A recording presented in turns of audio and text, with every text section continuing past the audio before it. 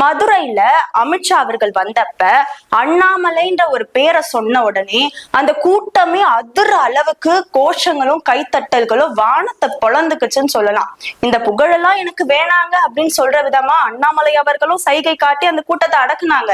சரி, இது என்ன காட்டுது அப்படின்னா, தமிழ்நாட்டுல அண்ணாமலைக்கு பின்னாடி ஒரு பெரிய கூட்டமே இருக்குன்றத அமித்ஷாக்கு காட்டுற விதமா அந்த ஒரு நிகழ்வு நடந்து முடிச்சுது.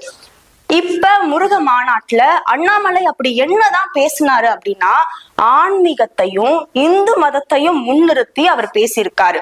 சரி, ஆன்மீகம் எப்ப இந்து மதத்தோட கலந்தது? இந்து மதத்துல மட்டும்தான் ஆன்மீகம் இருக்கா? ஏன் முஸ்லிம்ல கிறிஸ்துவத்துல ஆன்மீகம் இல்லையா அப்படின்ற ஒரு கேள்வியும் இங்க வருது. அதே மாதிரி நம்ம எல்லாருக்கும் எது ஆன்மீகம் எது மதம் அப்படின்ற ஒரு பெரிய புரிதல் இங்க இருக்கிறவங்களுக்கு கிடையாது. முதல்ல ஆன்மீகம் அப்படின்றது என்ன? நம்மள நாம தெரிஞ்சுக்கிறது தான் ஆன்மீகம். வள்ளலார் கிட்ட ஆன்மீகம் இல்லையா?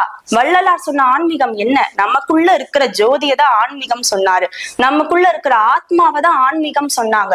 அப்படி இருக்கும் போது அண்ணாமலை அவர்கள் பேசுறாரு, இந்து மக்கள் காப்பாற்றப்பட வேண்டும், இந்து மக்கள் ஒற்றுமையா இருக்கணும், இந்து மக்கள் யாரும் கொல்லப்படக்கூடாதுன்னு அப்படின்னு சொல்றாரு.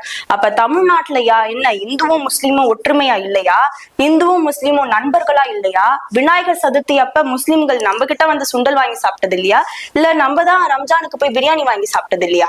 அப்படி ஒற்றுமையா இருக்கிற தமிழ்நாட்டுல ஒரு இந்து முஸ்லிம் பிளவை ஏற்படுத்துற விதமா அவருடைய பேச்சு அமைஞ்சிருக்குன்னு தான் சொல்லணும்.